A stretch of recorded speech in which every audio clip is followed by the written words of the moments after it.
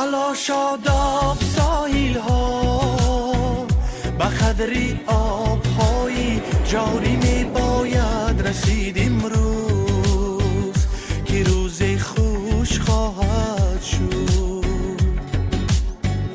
حالا زیبای محفل ها به قدری هر چراغی دوره می باید رسید امروز که روزی از شمالی حادثه خاموش خواهد شد.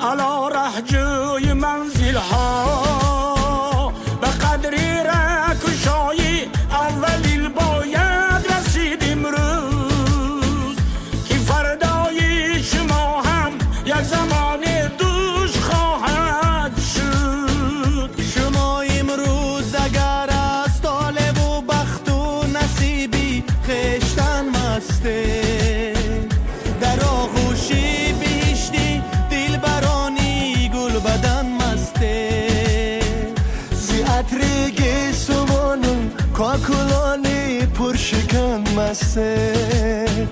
زمان زفقتان است کار دنیا پیر خواهد شد. زمان نوبتی بزمی محبت